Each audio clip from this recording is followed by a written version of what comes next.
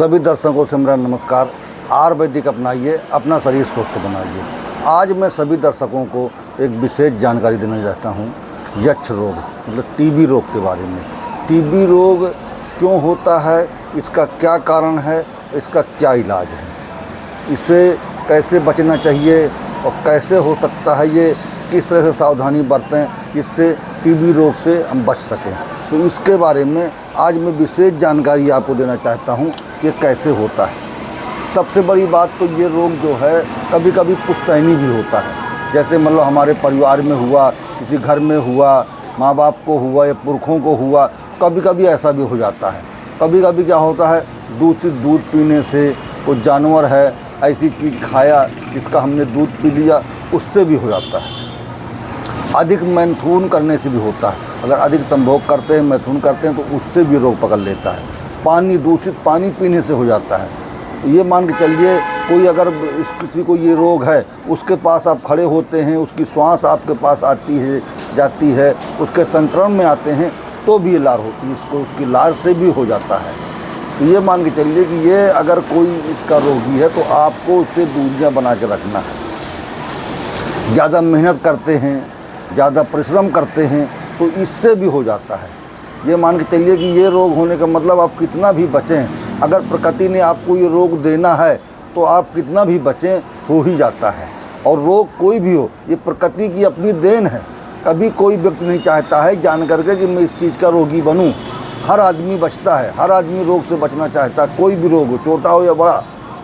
तो मेरे कहने का मतलब ये है कि आपको जो ये समस्या होती है तो इन चीज़ों से बहुत सावधानी रखना है। खाने पीने का, सफाई का और नशा करने का, शराब से भी ये रोग उत्पन्न हो जाता है। ज़्यादा मेहनत करने से, मेहनत करके आए आप और मतलब दारू पी लिया या मांस खा लिया या नहा लिया, ऐसी तमाम सी मतलब अगर आप अपने शरीर का विशेष ध्यान नहीं दे पा रहे हैं तो ये रोग होना। और अगर ये रोग हो जाता है तो इसके लक्षण क्या हैं, कैसे समझेंगे कि रोग हो गया है। ये मान के चलिए कि आपको धीरे धीरे भूख लगना बंद हो जाएगी, मुंह से खून आने लगेगा, लार सूखने लगेगी, हल्की हल्की बुखार आपको जो है बनी रहेगी, जी जो है शरीर बिल्कुल ढीला ढीला रहेगा, शरीर में आलसपन छा जाएगा, आपका काम करने का मन नहीं करेगा, सुस्ती सी छा जाएगी, खांसने में खून आने लग जाएगा, कफ बनेगा आपके शरीर में, बुखार बनी रहेगी हमेशा और आपके शरीर में लगे शक्ति ही नहीं है, मतलब बहुत ही वीकनेस महसूस होगी। मानसिक आपका बराबर काम नहीं करेगा जिस तरह काम करना चाहिए, लगेगा कि लेटा ही रहूं, कुछ ना करूं। किसी बात करते करते करते एकदम सन्न हो जाएगा दिमाग, एकदम सन्न, एक ही बात में लगे रहेंगे आप। भूलने की बहुत जल्दी बीमारी हो जाएगी आपको, चिड़चिड़ापन आ जाएगा शरीर में। तो अगर आप इस मर्ज के रोगी हो गए हैं तो ये लक्षण अगर आपके हो रहे हैं तो समझ लीजिए इसके रोगी आप हो गए हैं। ये लक्षणों से पहचान लीजिए। अगर बुखार है, बुखार की दवा करा रहे हैं, ये लक्षण भी बन रहे हैं, आराम नहीं मिल पा रहा है, तो ये एहसास करिए लग रहा है हमें इसके लक्षण जो आ रहे हैं तो इसके रोगी तो नहीं हो रहे हैं। तो इसके लिए मैं बहुत अच्छी एक आयुर्वेदिक औषधियाँ बताने जा रहा हूँ। आपको उनको जैसा मैं बताऊँ उस तरीके से आपको कागज़ पर लेकर लिख लेना है और उसी तरह से बना करके, ज़्यादा महंगी नहीं है, ज़्यादा मेहनत नहीं करना है। आप 15 से 20 दिन तक इसका सेवन करिए, फिर आप बताइएगा कि जो वैद्य जी आपने बताया वास्तु क्या इसका रिजल्ट मिला है और वास्तु कैसी है, बताइए कितना अच्छा लाभ किया आपने जो बताया। बस जितना मैं बताऊं उसका आपका विशेष ध्यान दे करके उसको लिख लेना है। आपको पीपल, सबको जानता है, पीपल पंसारी के यहाँ जाएंगे आपको मिल जाएगा। आपको पीपल लेना है मान के चलिए 5 ग्राम। अब पीपला मूल आपको लेना है 5 ग्राम, ध्यान दीजिए। आज अनार के दाना आपको लेना है 50 ग्राम, मिश्री 25 ग्राम, जितना बता रहा हूँ मानक के हिसाब से उतना लिखना है। दालचीनी 2 ग्राम, तेज पत्ते 10 ग्राम, धनिया 5 ग्राम और अजमोद आपको 5 ग्राम, जितना मतलब अनारदाना आपको 50 ग्राम, जितना मैंने बताया है उतनी चीज़ें आपको लेना है।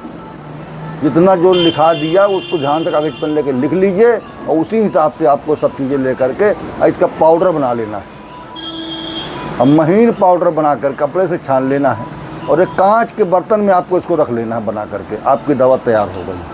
आधा आधा चम्मच सुबह शाम आप इसको शहद से लीजिए, फिर आप बताइए कितना अच्छा काम करती है। जब आधा आधा चम्मच आप शहद से लेंगे तो बहुत अच्छा काम करेगी और बहुत अच्छा लाभ होगा आपको। बस ये दवा जो है आपको अवश्य यूज करना है।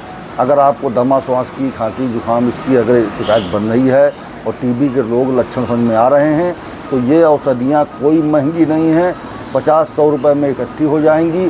सब मिलाकर कूट पीस करके छान करके और आपको जो है एक डिब्बा में पैक कर लेना है और आधा आधा चम्मच सुबह शाम शहद से लें। अगर शहद नहीं मिल पाती है तो बकरी के दूध से ले सकते हैं, बकरी का दूध नहीं मिल पाता तो गाय के दूध से भी ले सकते हैं।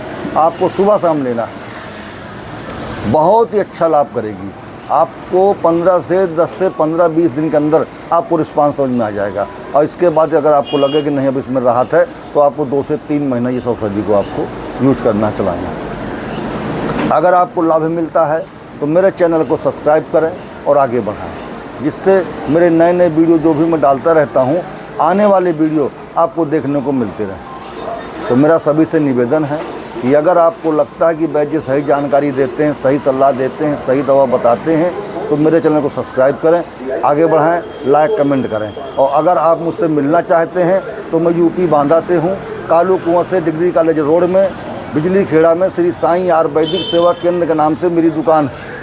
लल्लू प्रजापति वैद्य जी जारी वालों के नाम से मैं जाना जाता हूँ। मेरा मोबाइल नंबर है 9455 073 964। आप किसी प्रकार की जानकारी ले सकते हैं, संपर्क कर सकते हैं। सभी दर्शकों से मेरा निवेदन है कि आयुर्वेदिक अपनाइए और अपना शरीर स्वस्थ बनाइए।